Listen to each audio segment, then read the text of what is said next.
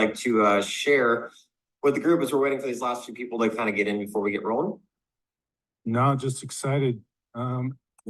As Ryan said on his Get Excited video, a lot of people are pushing back on this, like it's not a big deal. And I'm like, you must be living in a bubble, because like really smart marketers, like I'm seeing like best practices, who's best practices, and you can't expect everybody to know the best practices. So it's a huge issue. And the majority of people that I see, I'll be demonstrating the presentation, that say it's not that big a deal. Like within 30 seconds, I can see that they're not even ready for February 1st themselves. So there's a lot of misunderstandings. So it's great to see all these people from all over the world getting ready. Absolutely, absolutely. And for everybody who doesn't know, Big Jason is here on the faculty for digital marketer. We brought him in as an email deliverability expert to help our portfolio of companies, because he's kind of the best that's out there when it comes to everything email and deliverability that we know. And it's a specialty skill. It really is. A lot of people look at it as you just got to set up a few things. You got to make sure you have a couple things aligned correctly. But the amount of places you can go wrong and the amount of issues you can create for yourself long term is really there's a lot of pitfalls there and a lot of issues. So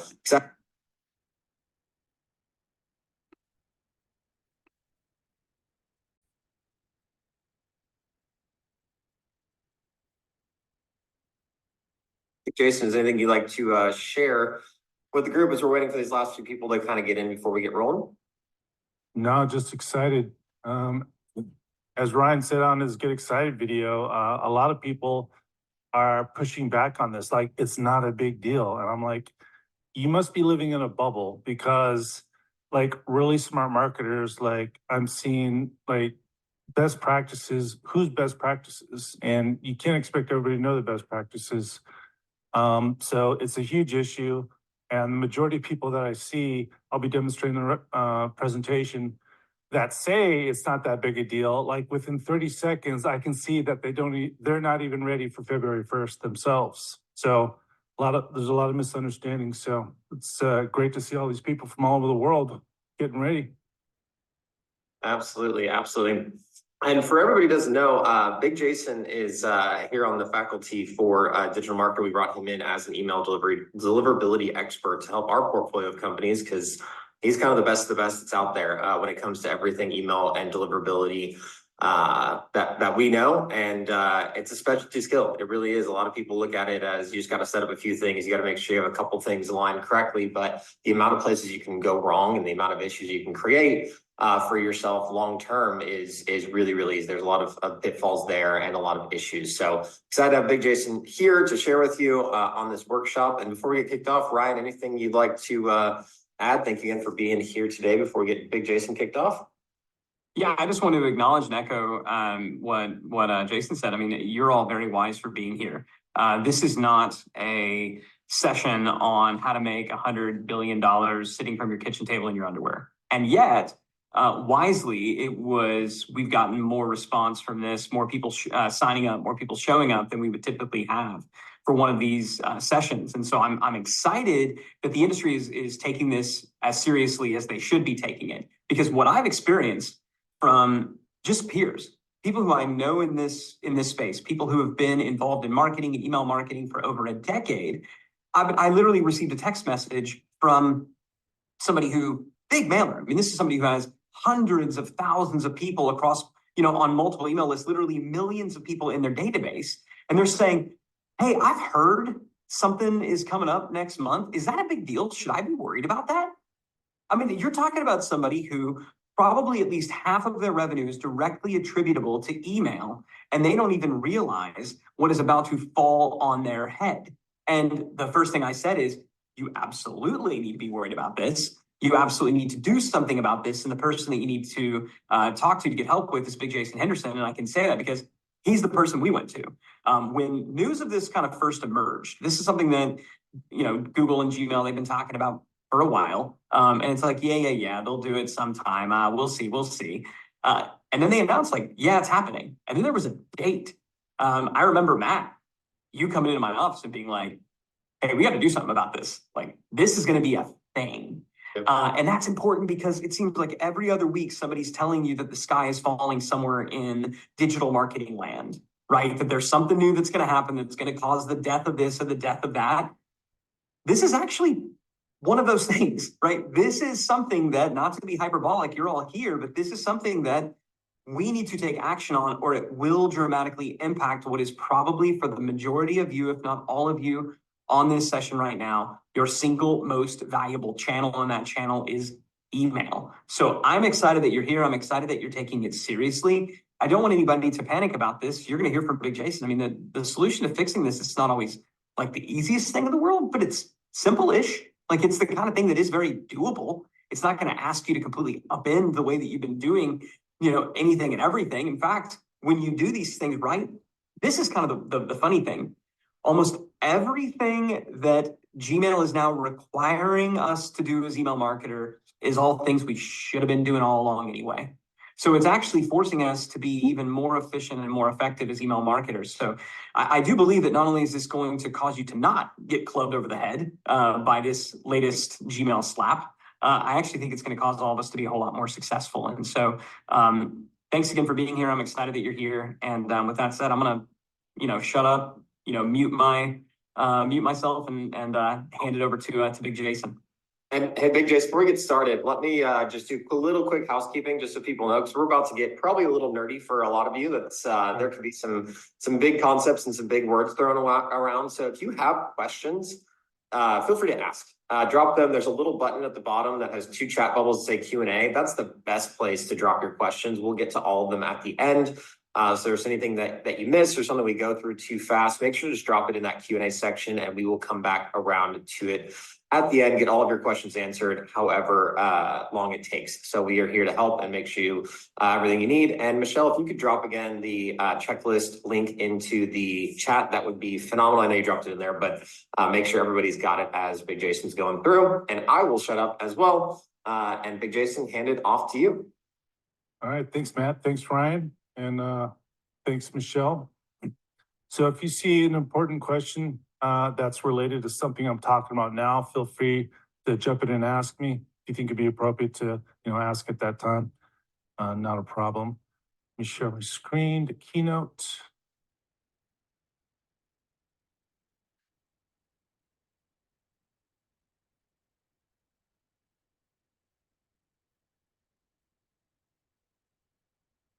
There we go.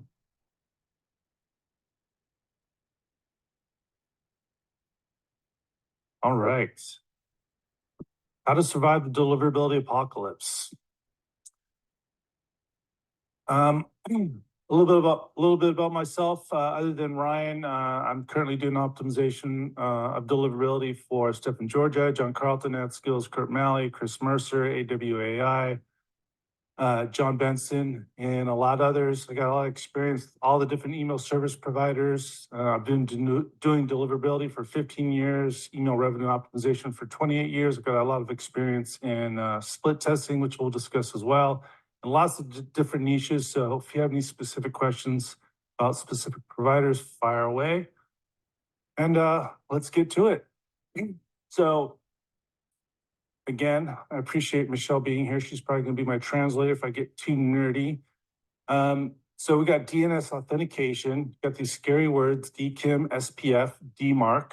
I'm gonna show you exactly what those look like. We've got the low spam complaint rate. So Gmail and Yahoo are coming out and saying, don't go over 0.3%. Well, guess what? You should have already been trying not to get over 0.1%. Now they've created a ceiling. 0.3% is where you don't want to pass. And I'll show you how to measure that, because a lot of people are confused about where you find your Gmail spam complaint rate, and it's not at your ESPs. Aweber's not going to tell you your Gmail spam complaint rate, active campaign, Mailpost. And then there's the unsubscribe header. There's a lot of miscommunication about that. You've got your unsubscribe link in your emails, and then you have an unsubscribe header at the top of your emails when people are just browsing their inbox. I'll explain that. And most of you probably don't have this issue, but no personal from emails anymore, like casey.stanton@gmail.com. So that is the basics right there. So what does it look like when you don't have your DNS installed? You're going to see a DMARC fail, okay? There's a lot of miscommunication where they say, guys, it's just setting up some simple DNS records for your ESP, like Aweber, Active Campaign, Keep, ConvertKit. And a lot of consultants are saying, hey, if you have a pass for SPF, DKIM, DMARC, you're good to go. Well, that's not accurate because you could have the correct SPF, DKIM, DMARC for your autoresponder, like Aweber. But what about your shopping cart? What about your membership site? What about your WordPress? What about your help desk? If you don't have things in order, your customers are not going to get their orders. They're not going to get their login details. They're not going to get their customer service replies. That's all stuff you have to worry about. So again, here's someone that said it's not a big deal. You don't have to worry about February 1st. You should have already been doing it. And within 30 seconds, I found out that they had an invalid SPF record. You're only allowed 10 lookups. You don't need to know what lookups means, but the maximum is 10 and they had 16, okay? That's not good. This is someone said, this is not a big deal. Here's another one. Their WordPress site was not authenticated properly. So again, everybody's worried about February 1st. Gmail and Yahoo and Microsoft and Apple, they've already started sending people to spam that are not authenticated properly. This person's customer login details for their membership site using WordPress are going to spam. I had to fix it for them. So here's a simple way to see if you or anybody else is authenticated properly. So this is not applicable to the iPhone or your Android device, but if you go to your Gmail inbox on your desktop, if you see Via, Kartra, Active Campaign, Aweber, Infusion Mail, that means they're not authenticated. So this whole February 1st new requirements is basically Gmail and Yahoo being fed up with all the spam. They're spending probably billions of dollars trying to fight it because up until now, everybody's been like, my ESP handles my deliverability. And your ESPs have. They said, hey, we'll handle your deliverability. We're sending email for you via Kartra, Aweber, Infusion, Active Campaign. And Gmail said, no more. So you can't be via your ESP, SendGrid, whatever. It's got to be, you got to take ownership of your deliverability. You have to tell Gmail and Yahoo, this service has permission to emails me. This service does not. So if you see via anything next to someone's name in your Gmail inbox and desktop, that means it's not authenticated properly. Here's an example of the unsubscribe header, okay? If you're using an ESP, maybe an obscure one, it's not one of the major ones, and you don't see an unsubscribe link next to your email when you're viewing Gmail on desktop, that's a problem. But fortunately, all the major ESPs, for using one of the common ones, they've already done this for you, so you don't have to really worry about it. And of course, you should have an unsubscribe link within your email, but I would say most of you already have that done. Here's another example. Okay. So let's look at someone that has it all put together. So this is a recent client, Sugar Me Smooth. And if you're on your Gmail account on desktop and you click that little arrow underneath Sugar Me Smooth, Matt, do you see that where it says to me and there's like a little arrow pointing down? I'm not seeing the arrow. Oh yeah, right there. Yeah, so there's Sugar Me Smooth, unsubscribe, then below that says to me, and there's like a little arrow. You just click that in Gmail and this information will come down, okay? So you just notice Sugar Me Smooth, help@sugarmesmooth.com. There's no via, okay? So that's step number one, that's good. And then you have sign by.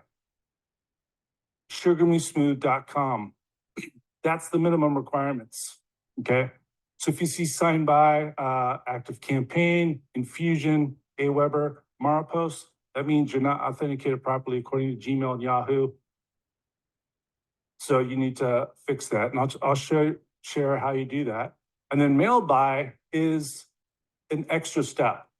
It's not required for February 1st. So if you have signed by yourdomain.com and mailed by active campaign, infusion, Aweber, you're still okay. This client, they uses Klaviyo, which integrates with SendGrid, and SendGrid says you can have an additional ownership of your deliverability, and the mail by will be by your domain, send.sugarmesmooth.com. So it's just an extra bonus if you want to take even more ownership of your deliverability. That's even better, but it's not required. So don't be scared if you're using Aweber, active campaign, and signed by says yourdomain.com, but mailed by says theirdomain.com, you still meet the requirements for February 1st. Does that make sense, Madam Michelle? It does, yes. Okay. Oh, and one clarification question that Susie had, she'd said, what if your unsubscribe is at the bottom? You still need the one-step unsubscribe button at the top? Yes. Okay, thank you. Yep, your unsubscribe link in your email has always been required for canned spam, and now Gmail and Yahoo want it at the very top next to your name for the requirements. All right. So what does it look like when you're not authenticated? Well, here you go. So this person uses active campaign and it's signed by d32c.emsend3.com. That's an active campaign server. So mailed by and signed by our active campaign. This person is not authenticated and they're in a lot of danger starting tomorrow of going to spam. And so how do you get authenticated with your email service provider? My recommendation, get on live chat during work hours and just ping support and say, hey, what are your best documentation? Where do I go to add the DNS to be authenticated with you? Okay. Because if you search some ESPs, they have old documentation, have new documentation, and for some reason, they don't link to the new documentation from the old documentation. So that's why I always recommend get on live chat, ask for the most latest documentation. They have tutorials, step-by-step walkthroughs, and you can check that out. All right. So what does it look like? So I know this is kind of scary. This is for Keep. Chris Mercer gave me permission to show this. I whited out a little bit of information that you don't need to see. So he's got his CNAME records, he's got his DMARC records. And if you look at the very bottom, the row before last where it says Google Workspace, that's one of the biggest things that I see in probably 99% of my clients is they've tried to authenticate with their ESP, the person emailing their main email list, but their own internal Google Workspace account is not authenticated. So what happens with that? You're in danger of going to spam, and it's already happening. I've had 3 different clients who said, oh, by the way, what's going on? Our internal emails to, each other, on our team are going to spam.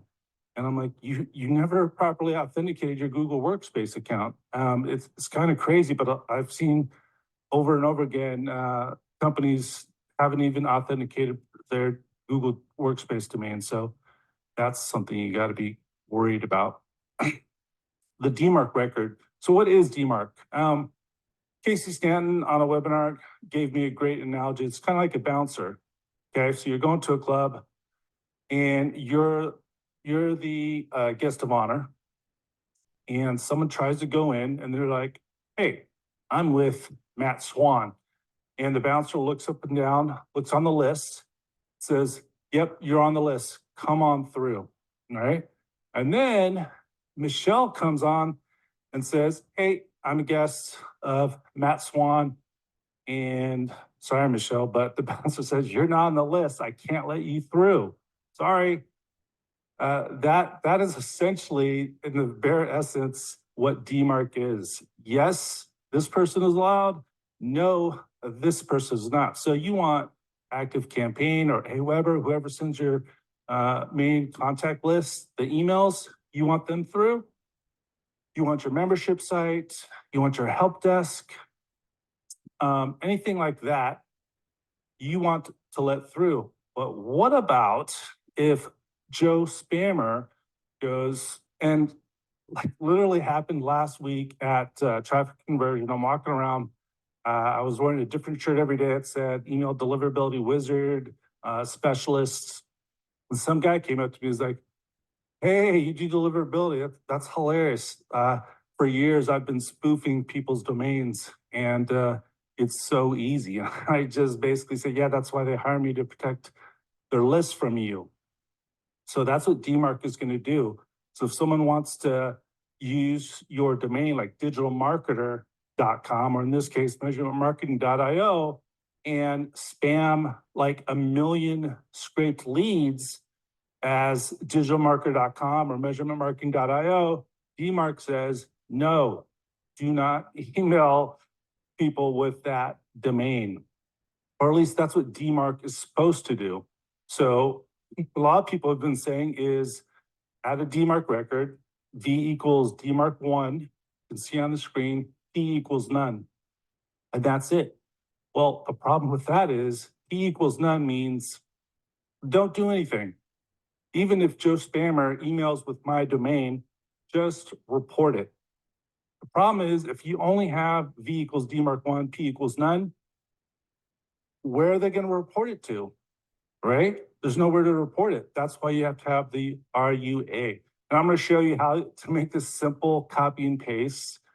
There's a lot of different services that have free 2-week trials, no credit card required. They'll give you exactly what to put in your DMARC. They'll give you a reporting email address. So the RUA equals, that's the email address where you get DMARC reports. It'll be like, hey, someone's sending on your behalf from SendGrid, from your domain, from your WordPress site, from Shopify, from AWeber, and you're just like, yes, that's good, that's good. And then if you see Joe Spammer, you're like, no, that's bad. But here's the problem. If you add a company email or your email, you'll get inundated with all these reports. They're in code, they're hard to decipher. Even if you're like super technical, there's still the bandwidth of reading all through these emails. So that's why I'm going to show you some free 2-week trial services that'll do it for you. All right, so here's the checklist. Step number 1, you got to put reporting in place right from the get-go, and that's DMARC. So again, here's 3 services. Excuse me, I still got a little cough from the traffic conversion virus. You got Easy DMARC, bemclick.com/Easy DMARC, DMARCian.com, and then you got redshift.com. One that I forgot to put on there, Michelle, if you could put in the chat, is postmark.com. Digital Marketer uses them. That's really good. Again, free 2-week trials. You set up your account, and it'll give you exactly what you should put for your DMARC record. And it'll actually gather all these DMARC reports and categorize them, make it simpler. And they're happy to get with you on live chat and answer your questions like, hey, I don't understand that. What does this mean? Is this someone forwarding? Is this someone trying to spoof my domain? What's going on? And they'll answer you. Now, depending on your setup, if you have like 10 different services emailing on your behalf, it kind of, could you, P equals none is reporting only, right? It just says, hey, this person's emailing, this person's emailing. It just shows you who's emailing. It's just reporting, right? You want to transition from P equals none to quarantine. Quarantine basically says, okay, this person isn't authenticated. I'm not going to let them in. I'm going to send them to spam. So that's better than just reporting, right? But it's still going to spam. Your contacts can still receive those emails. It's still negatively impacting you. But once you have all your authorized sources approved, okay, you've got your WordPress site authenticated, you've got your SendGrid account authenticated, you've got your ActiveCampaign account authenticated, your shopping cart emails are authenticated, you're sure everything, all the emails that you want to be allowed in are good to go, then you switch it to restrict. So basically that says any emails that are not approved by you, don't even.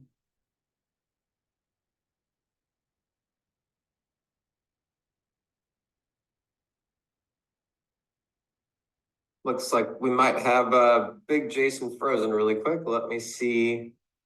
As it happens with Zoom. You back, Big Jason? Looks like you're moving now. I'm back. There we go. It just froze for a second. Okay. Did I cut out on anything? Yeah, I think go back a slide. I know that was, sorry, you're right. Yep, that's the right one there. After this one. There you go. Okay. So what does it look like when you use one of these free 2-week trials, DMARC reporting services? So here's an example of a client, and it identified like, hey, you have emails coming from ActiveCampaign, and you have emails coming from Google Workspace. And then you've got the green color, you got the yellow color, those are all good. If it was not authenticated properly, it would show red. This is redsif.com. That's what I like. It's a little more advanced, a little more comprehensive, way more expensive than the rest. So postmark.com is really good for beginners. DMARC is really good as well. So let's go to the next one. So here's where you find the valuable stuff. I've had clients with, again, up to like 7 to 10 different email sources emailing contacts on their behalf, and they don't have very good documentation. That's a bonus tip right there, is you want to document everything. Okay, so we have our WordPress site is emailing login details. Our membership site is also emailing purchase details. You got our shopping cart. We've got our ESP, Aweber. You want to make sure you have that all documented so you can figure out what's authenticated and what's not. So this client right here, which was hilarious because I had this screenshot and we were having a team meeting and I was like, hey, I asked you guys to let me know all the different services you guys were using to send emails, and you didn't mention Webinar Jam. They're like, we don't use Webinar Jam. I'm like, are you sure? Think hard. And so I put this up on the screen. They're like, oh yeah, we have an evergreen webinar funnel where we were trying to get people to book a call and they totally forgot about it. And this DMARC Redshift told me that Webinar Jam was emailing on their behalf. So what is this? DMARC fails, compliance, SPF, DKIM, what does that all mean? So you see that for some of them, the SPF is, not passing 100% of the time. And then DKIM is passing way more, okay? So if DKIM passes and SPF is not aligned or is failing, you can still pass DMARC, that's okay. The big issue is where you see any lines where SPF is failing at 0% and DKIM is failing at 0%. That means there's a huge authentication issue. So immediately you should be able to see that Webinar Jam is not authenticated properly. So we've got to authenticate with that.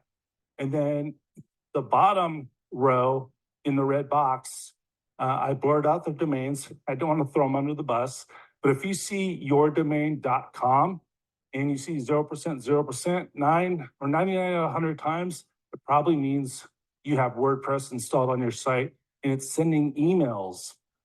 Look at 176 emails sent, and that was just for a short period of time. Okay. So there's 176, and those were membership login details that were all going to spam already before February 1st because it was not authenticated properly. So that's why these free DMARC reporting tools are so valuable, because they let you know about different sources that you may have forgotten about, right? So it's not just your ESP. And you can see Google Workspace as well. Make sure your Google Workspace domain is authenticated for DKIM and SPF, for sure. All right, so that's DMARC reporting. Now, how are we going to measure your Gmail complaint rate?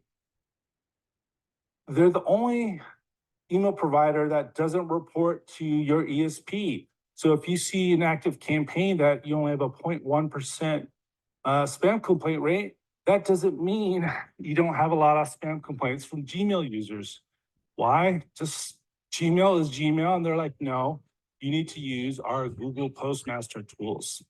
And just Google Postmaster tools. It's in your checklist. There's a link there. And you add your domain. It's going to ask you to prove that you own the domain. And then it's going to start reporting if you have decent enough volume. So the February 1st requirements, if you hit one day, like 0.5%, 0.2% more than the 0.3% ceiling, it's not going to automatically start sending all your emails to spam. It's going to be like over time. So you want as few days as possible. This is an extreme example. They do a lot of sales emails and calls, and the sales team got aggressive one day. So there wasn't a lot of emails sent, but like 100% of them, it was a bad day for the paid traffic, I guess. They got a lot of looky-loos, not quality leads, and they hit 100%. But again, it was just one day, so it wasn't that bad. But you got to use Google Postmaster tools. It's going to tell you for your Gmail users, your spam complaint rate, that you're going to try and keep below 0.3% as often as possible. It's going to tell you your IP reputation. Okay, you've got the brick, which is bad. You got the red, which is low, yellow, medium, and the green, high. I've heard about, really aggressive marketers that never get to green, but they're really successful. Me personally, I've gotten all my clients to green, and that's what you should strive for. It is possible, and I'll tell you how to do that in a second. Here's another example. They got some really bad practices. I helped clean them up in August 2022.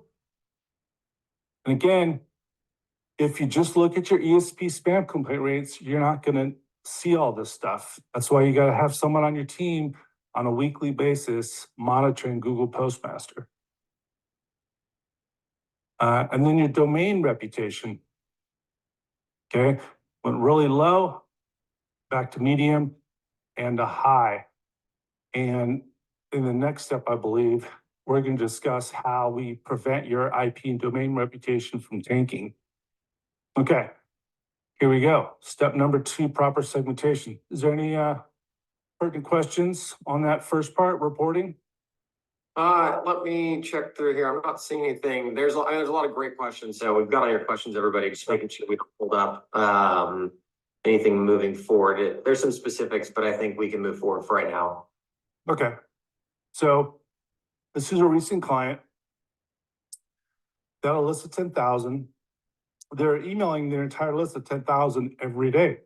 And one of the first things I did after I set up Google Postmaster tools and set up their DMARC record is I went and I did some advanced contact searches, because I want to find the health of their list, who's truly engaged. So the first search I did is like, okay, how many people haven't clicked within the last 30 days? 7,354. So that's over 70% of their list hadn't clicked in the last 30 days. That's not good. But then I went even further, 5,865 haven't clicked within the last 60 days, and you can read the rest. So what this tells you is a lot of people are still basing engagement on opens only. You can't do that anymore, especially with iOS 15. Like Klaviyo, for instance, it'll allow you to segment your list based on who's using iOS 15 and who's not. And I've done this for several clients, and the difference in open rate is sometimes 20 to 45% difference. It's crazy. So you can't just rely on opens. So if you use ActiveCampaign, you can use replies as well. Replies are always good, but with ActiveCampaign, you can actually measure how many replies you're getting, but definitely clicks is the primary metric you want to be measuring for the health of your list and finding out who's truly engaged. Okay. Step number 3 is you want to clean your list, because we want to find this sweet spot of your contacts. You want to reach the largest amount of people without hurting your deliverability, increasing your spam complaint rate. But if you have old leads, spam traps, bots, that's going to be difficult to do. Okay, so you want to clean your list. Here's an example of what happens when you don't have a clean list. You don't have proper segmentation. You don't know who's truly engaged. You're going to hit a lot of hard bounces. Hard bounces mean either the address doesn't exist, or a lot of other issues. It's just a dead email. It doesn't work. So if you're getting like 50, 100, 150, some clients reaching over 250 hard bounces per email, you're hitting a lot of old, dead emails, and Gmail and Yahoo pay attention to that. So you don't want to do that.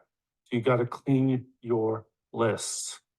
And when you email the old unengaged leads who appear to be opening, then there's a great chance that, they haven't opened within the last 6 months, the last year. There's a good chance you're hitting a lot of spam traps. Those are old emails that real people are not checking anymore, but Gmail and Yahoo have held on to them. And literally, it's in the name, spam trap. They're literally trying to trap spammers because only a spammer would email these people or these old accounts that, are not maintained by a real person. So what does it look like when you clean your list? So it's going to identify different types of contacts. So you got malformed is basically spelling mistakes. It kind of varies from list to list that I see with my clients, but you would not believe in the opt-in funnels with customers, especially with older, middle-aged to older seniors, how many malformed email addresses. So something nice to do is simple validation via Zapier or JavaScript, something like that. Talk to your tech person, fixing misspellings like gmail.com, gmail.com, that's common. Yahoo with just one O, yahoo.com is another one. So depending on your list, that could be an issue. Then you got the spam traps. That's the big one, 420 spam traps. That is not good. Again, it says these are kept alive it says to damage sender reputation. Not really, but that's actually the end result. It damages your sender reputation. Here's one you have to worry about. Complainers. Now, when I say worry about is you might not have to worry about as much. So what I do with my clients, what I do with digital marketer is I export the contacts we want to clean. I upload to the cleaning service, which I'll tell you about in a second. I import the contacts back with a custom field or a tag, and I tag them as complainers, spam traps, malformed, and I run a report. Now, why would you want to see a report of contacts that are spam traps? Well, you might have really good customers that maybe change their email address and they never deactivated or deleted their account. So if you do a report, you might see like, holy moly, I'm actually, the number of contacts that are classified as spam traps, they've actually produced 50 grand in revenue. Maybe I should give this to customer service or someone on the sales team to call them up and say, hey, I just wanted to make sure we have your most recent or current email address. That's the thing. And then complainers as well. You run a report and like, wait a second, this list cleaning service said this person is a complainer, but they're really engaged, do a lot of clicks. A lot of these are customers. So just because they complain doesn't mean they're going to complain about you if you're doing good stuff, good practices. It just means they might be on some lists that, are spamming. So I wouldn't arbitrarily remove complainers. There's a malformed again, spam traps, a lot of complainers, but this client, we didn't delete any complainers because they seem good to us. Bots is a big thing. 193 bots. These are contacts that it's weird. They open everything. A lot of times they click everything. So they give you bad data. Your emails are not doing as well as you thought. Engagement is not as high as you thought. It's because you have a lot of bots. It depends on the list. 193, it's kind of big, but not really. It's pretty small. If you have 1,000 bots, that's even worse. So it kind of depends, but you definitely don't want bots on your list, giving you bad data. I'll give you a resource in a second. So step number 4, now we're going to authenticate every trusted email source that we've been talking about, with DKIM and SPF. There's Chris Mercer from measurementmarketing.io. Again, go to live chat for your ESP or your different services, your shopping cart, your help desk, and say, hey, can you give me the most recent documentation on properly authenticating our emails, use it with your service, and they should give you some documentation. And just follow those instructions or have someone do it for you. And you just got to make sure you do it so all your different email sources are not going to spam after February 1st or possibly even now. And again, here's the DMARC, the free 2-week trials. It's going to show you all the different sources, especially the ones you possibly forgot. And it's just going to remind you, oh yeah, we got to authenticate here, here, and here.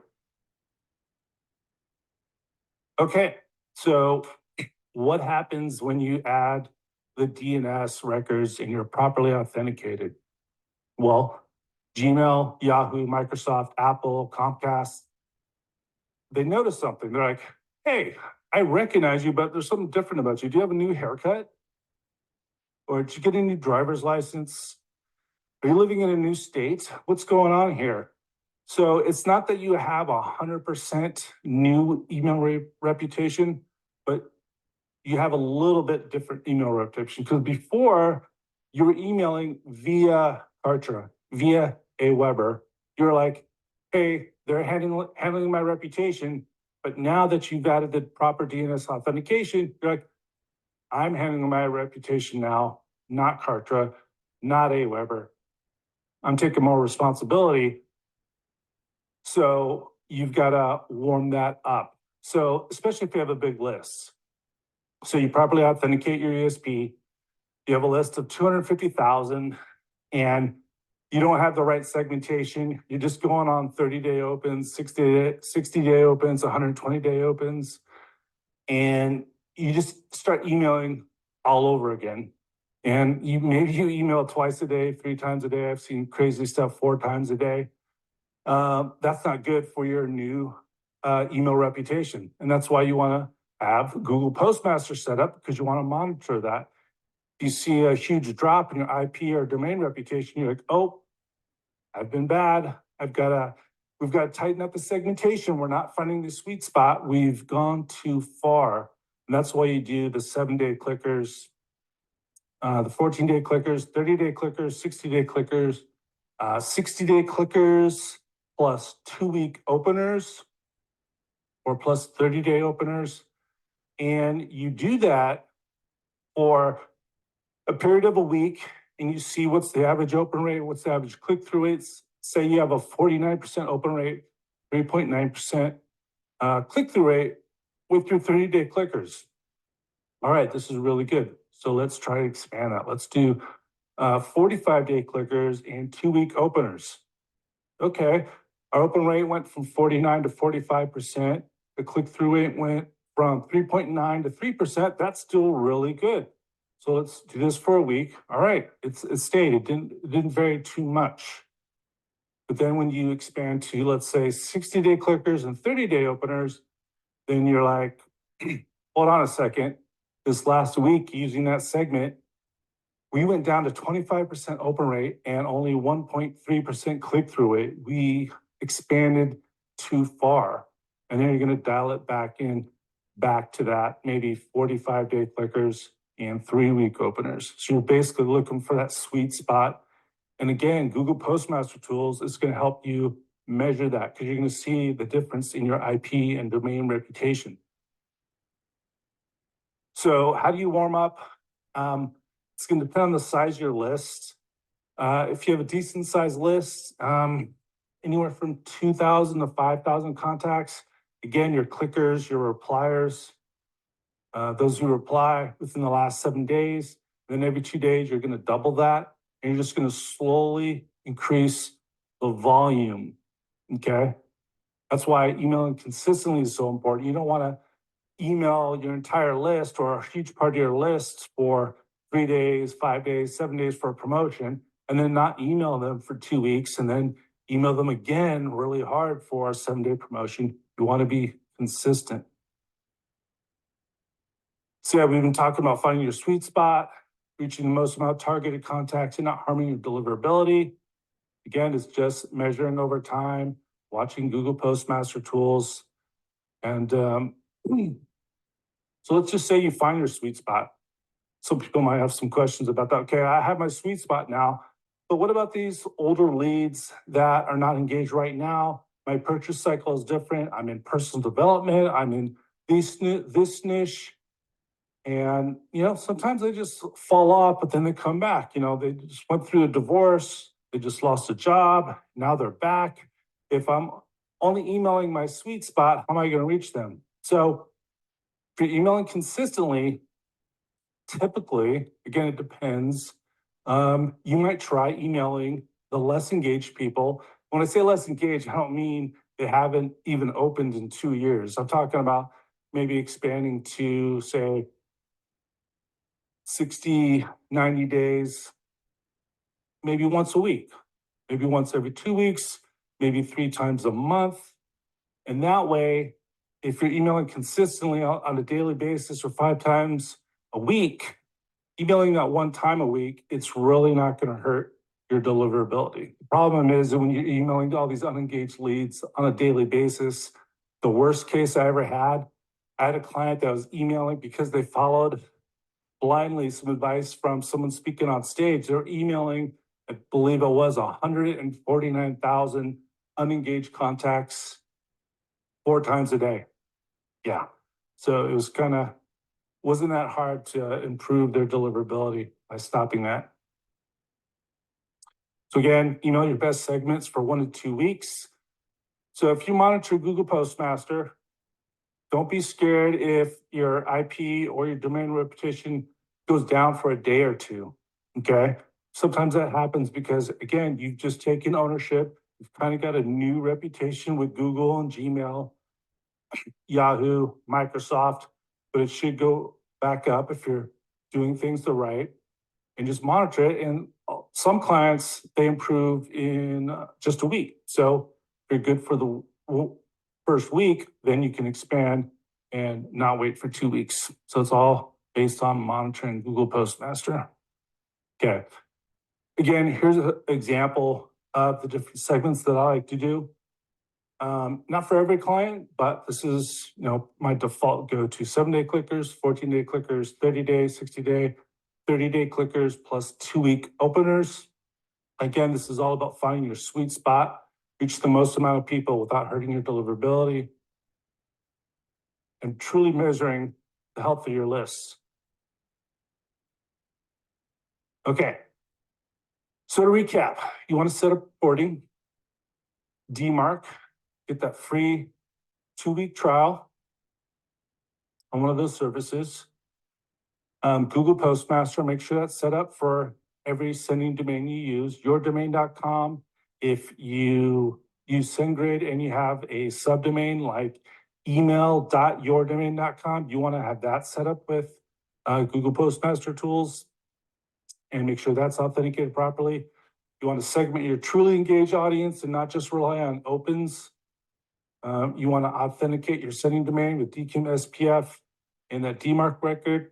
You want to warm up your new email reputation slowly, monitoring with Google Postmaster. And you don't want to set up your DMARC record just to meet the February 1st requirement, which is P equals none. You want to have a reporting address. You want to set up that free 2-week trial, no credit card required, and really lock down your reputation. I literally have a current client that I turn on DMARC, and within a day, I saw that someone was emailing as them for hair growth pills. Yep, same day. So you never know. Maintain a lower spam complaint rate, 0.3% or lower. How you're going to do that is you're going to clean up your opt-in process. You're not just going to let any old lead go through like 30 days, 60 days without truly engaging. You're going to, find that sweet spot and stop emailing old leads that really are not interested in what you have to offer. And you're going to watch those bounces. You're going to try and clean things up when you see all those hard bounces. You see all those crazy activity that seems like they just open everything or they open and click everything. They're not really buying. And the way you're going to do that is you're going to clean your lists. So you can get 35% off. This is the service I use, Clean13, DEMclick.com/clean. Use code Doomsday. I know the owner. They specialize in our neck of the woods, information marketing, coaching, make money online. It's good till Friday. And make sure you're not emailing those spam traps. And here's a bonus. If you have a lot of affiliates or just a few affiliates, you want to check you and your partner's affiliate link domain for block lists. If you promote for somebody and they're on the block list, that could hurt your deliverability and vice versa.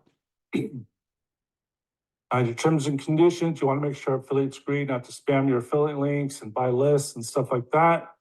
A bonus tip is, what's the workaround if you have a trusted partner, you probably met them at Mastermind, you probably hang out with them possibly, and you really like them, but you don't want to hurt your deliverability. Quick fix is to try and use a bridge page. You send them to a blog post or a review page versus using their affiliate link in your email. That's one workaround. And if you would like me to do it for you, for months on end, I used to work for an ESP with the former head of deliverability for Maropost that you see on the screen, Tim Starr. He actually lives 30 minutes from me. We'll probably hang out Friday. As we always do, have barbecue here in Texas.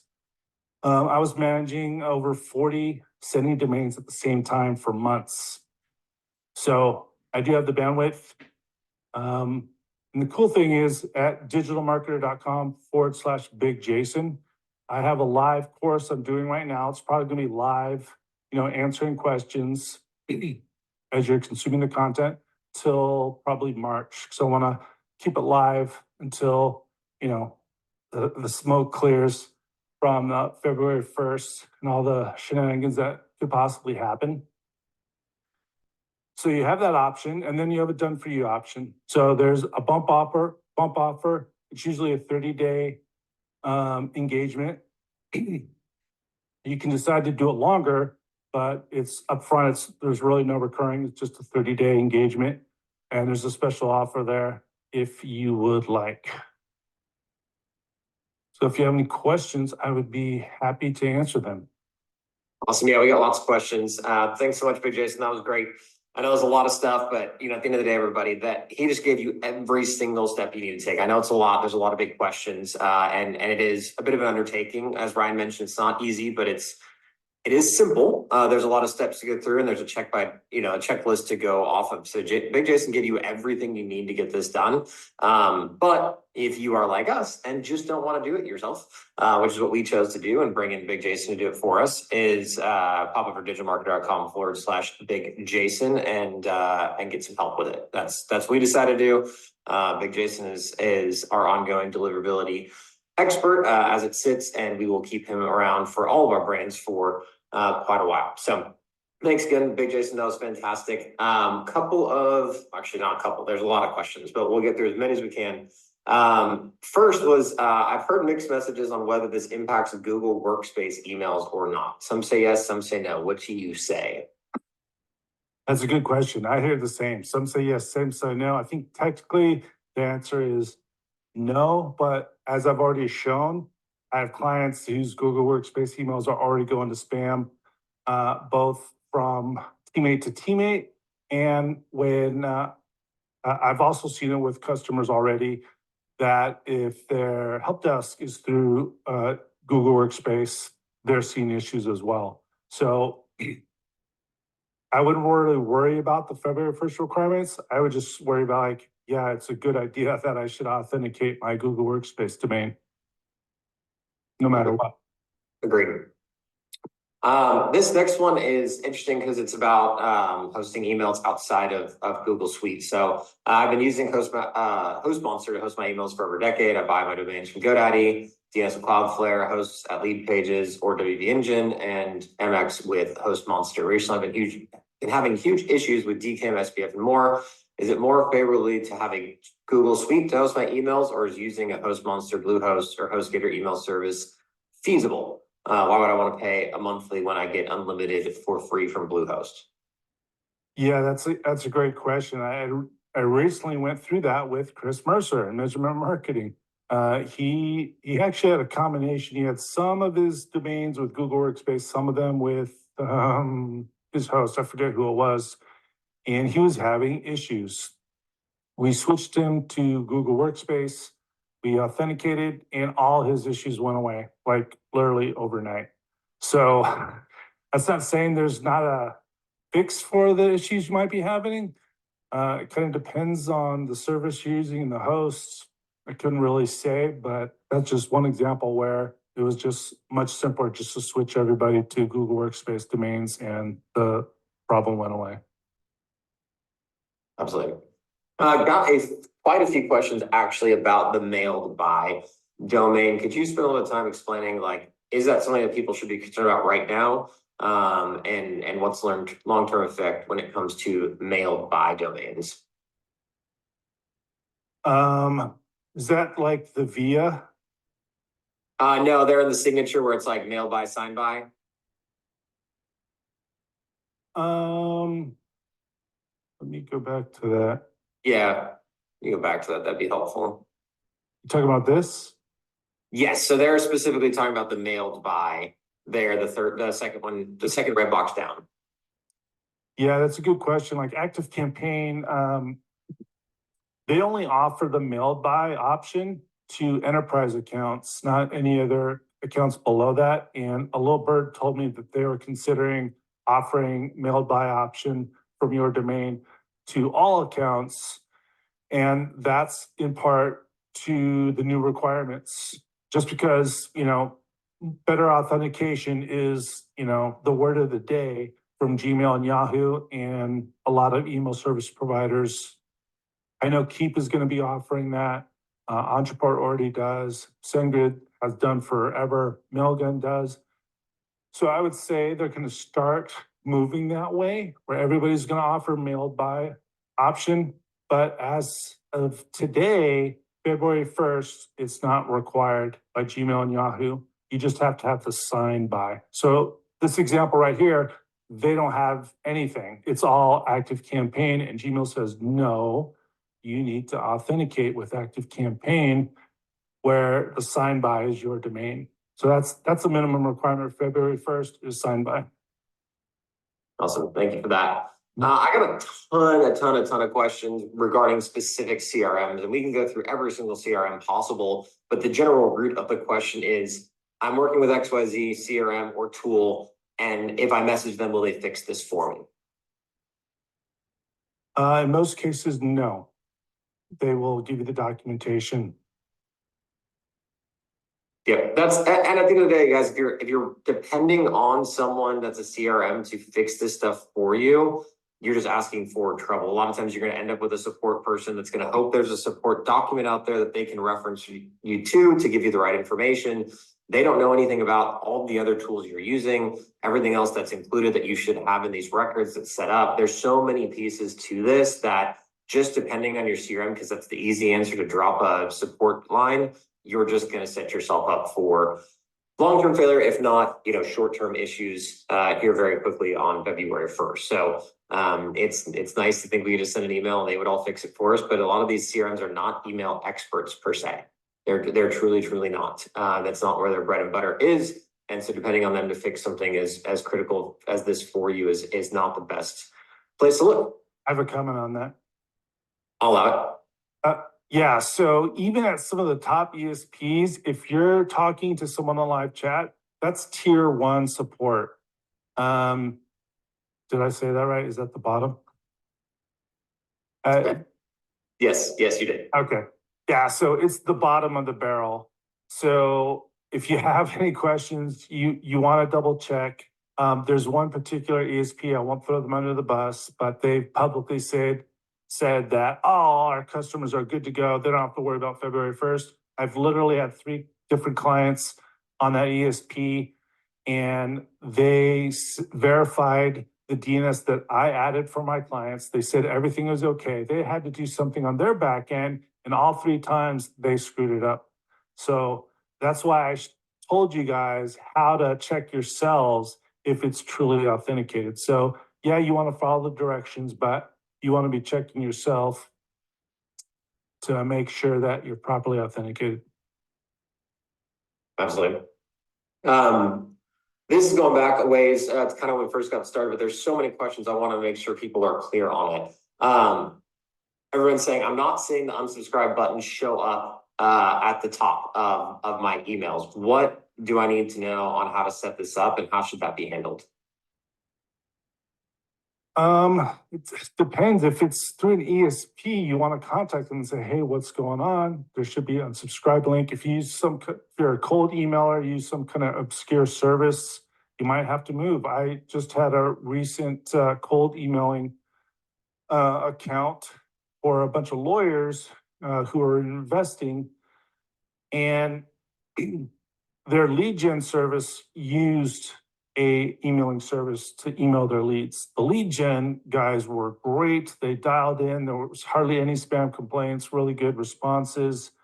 But I contacted the email service, and they literally had no idea about the February 1st requirements. I talked about the unsubscribe header, and they're like, what do you mean unsubscribe header? There's an unsubscribe link in your emails. So they had no idea what the unsubscribe header was that you see on the screen versus the unsubscribe link. So I had these lawyers move to a different service. So yeah, it's going to depend on who you use. One thing might be, is it a forward? Sometimes a forwards will, so say let's mail by send.sugarmesmooth.com. If they forwarded it, the mail by might change. It might change to gmail.com. So that might be a thing, but I would just contact your ESP and say, hey, what's going on? Why isn't there an unsubscribe header? Absolutely. We kind of ran past this a little bit, but I want to make sure I look at his answers. Can you explain what RUA is, Rua? Yeah, so see the middle of the screen, the CNAME record. Then there's the text record, _ DMARC. The RUA is the reporting address. So you could have bigjason@bigjason.com, and all the DMARC reports would go to that email address. And then I would get, depending on the size of my list, I might get, hundreds, thousands daily.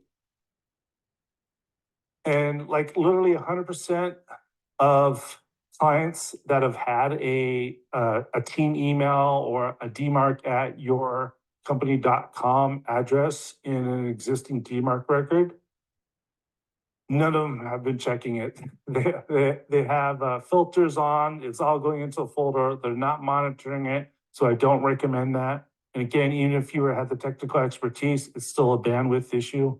So use one of those free 2-week trial reporting services, or get a full account at postmark.com and have someone report on that for you. Fantastic. Great. I think you touched on this a bit, but I want to make sure that I get this answered. What is your stance on sending personal emails from individual business accounts, such as jim@yourcompany.com?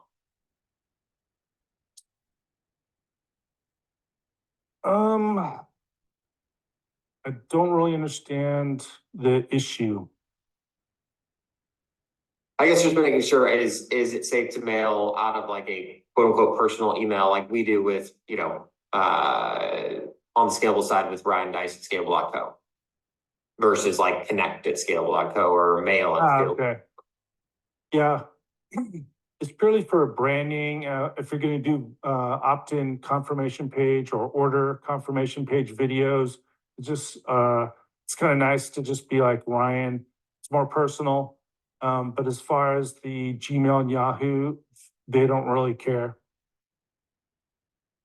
But me personally, 100% of the time, if a client asks me if they're creating a new one or if they're just starting out, I always tell them, use Ryan at, use Jessica, whatever.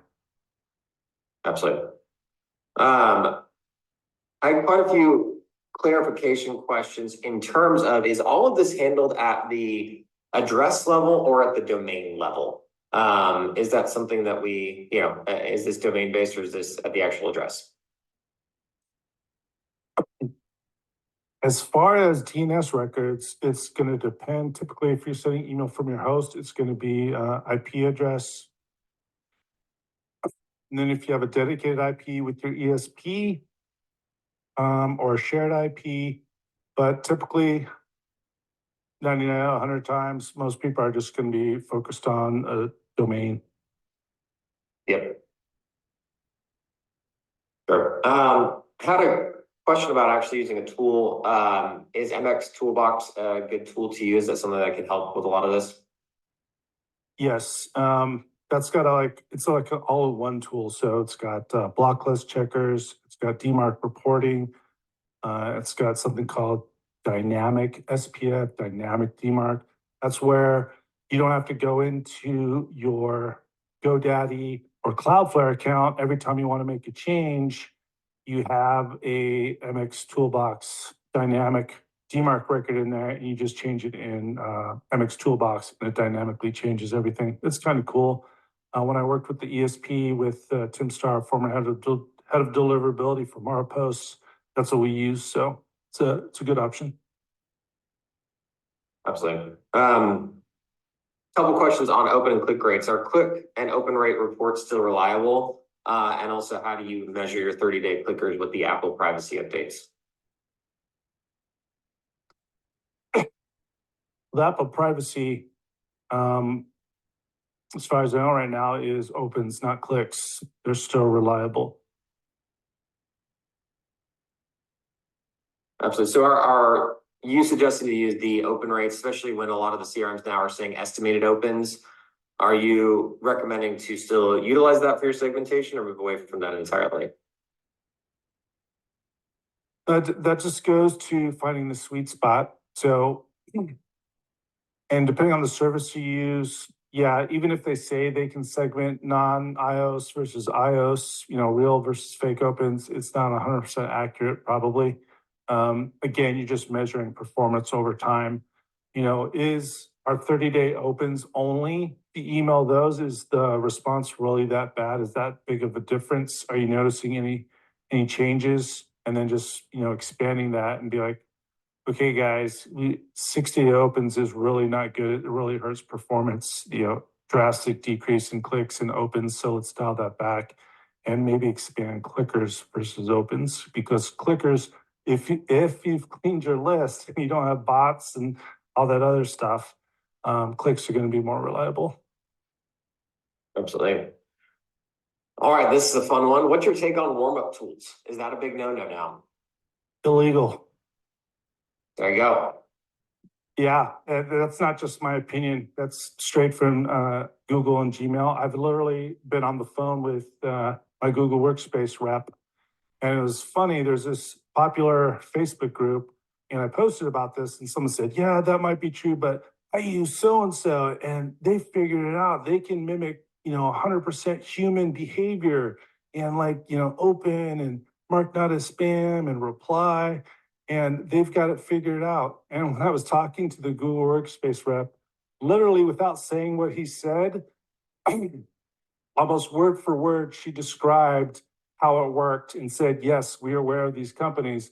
And I said, okay, great. So if you detect one of these companies faking engagement, will you pick up on who they're faking engagement for and possibly penalize them? She said, yes, we could start sending them to spam if we detect that they're gaming the system. And I've seen quote unquote proof. All it is data from the actual warm-up company. So obviously they're going to say, yes, there's an improvement, but it's for cold email, not warm email. There's literally no way to verify that actually improved deliverability or say someone's warm list on ESP if all the engagement is from their cold email. So it's unproven. And if you get caught, you're definitely violating their terms of service. Awesome. Couple questions on unengaged versus engaged that I've been getting. So Suze, I think, said it kind of summed it up perfectly. So the bottom line is we should not send an email blast asking customers if they want to stay on the list. We need to run the list through the cleaner first. Correct. Okay. Then from there, how do you go about marking your 30, 60, 90-day engagement segments? And then what do you do with everybody else? Great. It's going to depend on your ESP. Active Campaign, for example, has awesome advanced contact searches. It has automations that will dynamically tag people based on, every click, every reply, every open, every website visit, every purchase, every conversion. Makes it really simple. Others, I won't throw anybody under the bus, but others would make it really difficult. So it's best to, again, get on live chat and ask them if they have any tutorials. And the best way to do it is automated, where it's just cycling people through an automation based on their activity, and then you want to tag them. And what you do with everybody else is when you send your emails and you're choosing who you're going to send to, you only choose specific tags. So you can choose all your lists, but then you can say, I want to segment this mailing to anybody on all these lists, but only those that have the tag 7-day clickers, 30-day clickers, 30-day clickers plus 2-week openers. So you just really want to be specific when you do that.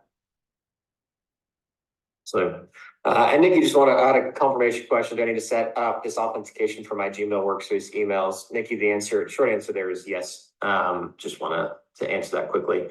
Kevin had asked, I open every email and click every email on my test accounts because I don't want to be unengaged. Is that hurting my list? No. Okay. But a related scam is having all these test Gmail accounts that you never open or click, and then sending test emails to that, and then claiming that, oh, I got emails out of promotions folder. Oh, I got emails out of spam. You may have for your fake test Gmail account, but that doesn't mean that has anything to do with your list. Gmail is very unique. So here's an example right on the screen. This is under, there are no magic tricks. Here's someone saying how to get inside the best box. The promotion status cost businesses billions of dollars in losses. What's my evidence? Well, if I were to guess. And they're in the promotions tab. And then here's a famous guru claiming they were conned out of thousands of dollars to trick Gmail into putting their promotional emails into the primary tab by stuffing a bunch of text, and literally all their emails were in my spam folder, and multiple other people said, dude, all your emails are in my spam folder. So, and I've also talked to Gmail on the phone about this too, and they're like, yes, if we detect a pattern, if we determine that you're trying to game the system, we could send you to spam. So there are no magic tricks. Absolutely. It's an interesting one. When it comes to mailing outside of a CRM, Andre is a sales team that doesn't want to use a CRM to communicate, so they email through Outlook and push the max number of emails per day. Can you talk a little bit about if this change will impact that behavior? Yes. Yeah, it's already an issue. I've seen that with a lot of clients. The sales teams get very aggressive. Again, it depends on quality of the leads and also, you know, just monitoring the sales team. Actually, I have to do that with another client this week. Totally. All right, let's see here. Question for affiliate referral partners such as Infusion uses IS Refer. If IS Refer get a bad rap, is there a way to white label that using DNS, or do we need to white label? Question mark. The simple answer is to use a bridge page again. So you wouldn't, you just need to. Have you heard that that's a big issue? I know it was a big issue in the past. Have you heard that it's a big issue now, Matt? I haven't necessarily heard that it's a big issue now on our end, but sounds like just moving to a bridge page is a great solution there. Yeah. CS Slodas, I'm using Cloudflare and AWS. Do I just look and see if I have DMARC, DKIM, and SPF records in my DNS records in Cloudflare? Yes, that's where they would go if you're using AWS to send emails. All right. In the Cloudflare account. And it looks like our last question is going to go down a different path, but just to clarify, this person said they see a blue check in Gmail for some senders. Is this another level? AKA talking about Benny. Is that even worth worrying about right now? Big Jason, what's your take on Benny? Yeah, as of now, probably not for a lot of people. To use BIMI, to use the full BIMI method, your logo has to be trademarked. So if it's not trademarked, something you can look into. I would say for smaller lists, it's probably not worth it. What everybody could do if your email is a Google Workspace domain with a Gmail account is add a profile photo and make sure you set it to show to everyone. And that way, you know, your logo, you could put an animated GIF, you could put your personal photo, and that just makes it stand out when someone opens up your Gmail email on desktop, or it actually shows in the inbox as people are browsing on the iPhone. So that's something that, you know, I can't just say, oh, do this and it's going to increase open rates by X%, but possibly could help you stand out. Yeah, the biggest thing there is the mark that you want to show has got to be trademarked. So that's where that gets sticky there is, you know, for digital marketers specifically, digital marketers got a pretty long logo that in a Benny little profile icon in Gmail is not going to look great. So we had to go through the entire process, which is still, which is about finalized for just our gears icon to get trademarked to actually use that for Benny. So we'll be approved, I think, on February 16th for our trademark goes live, and we'll be able to do that. But there is a lot that goes into Benny. But you got to make sure that you've got a trademark and that it's worth getting to that level for your overall branding. But, you know, I think Jason answered correct. Just want to give that context. Last question here is, we use Mailgun through a white label agency software called Go High Level. where all our clients' sub-accounts send emails through our mailgun servers. I'm not sure how this would affect all our sub-accounts. Do they all individually need to take care of this for their individual domains? I would. Yeah. Great. I actually set up someone like that. They had an agency and they hired me to work with their client, and I put their client on their own mailgun account versus just using the agency's account. Absolutely. Cool. Well, that about wraps us up. Big Jason, thank you so much. For those of you who might have not seen, if you guys want Big Jason's help getting this done, head over to digitalmarketer.com/Big Jason. Sign up for the workshop. He's also got some options to work directly with him, just like we do. And like I said, this is a big topic. There's a lot that goes into it. All the steps that you need are here. We provided everything like we always do, digital marketer, that you need to get this done. The checklist is there, but it is complicated, and it can be high level for a lot of people, or sorry, I should say more in the weeds than a lot of people want to get into with this. So if you want help doing it, get help from Big Jason. He's the guy to go to. That's going to help you out. With that said, Big Jason, any final closing thoughts before we head out for the day? Yeah, guys, take this seriously and make sure you make it happen. So, our 10 million marketers, all the emails are going to go to spam February 1st? Probably not, but you never know. I would, if you're not sure you're authenticated, I would make sure you're authenticated today and get this handled. And again, it's not just your ESP, it's every service you use that emails on your behalf. And it's not just simple DNS records you add, it's also campaign performance and how you're emailing your list and how you're monitoring everything. So it's really holistic. Awesome. Fantastic. Well, thank you again, Big Jason. Thank you everybody for joining. Hope you guys got a ton out of this. I know I did. Yeah, with that said, thanks everybody. Thanks DM team for hopping on and answering questions and field everything. And thanks again, Big Jason, and we'll talk to you guys all soon. Welcome. Thanks everyone. Thanks everybody.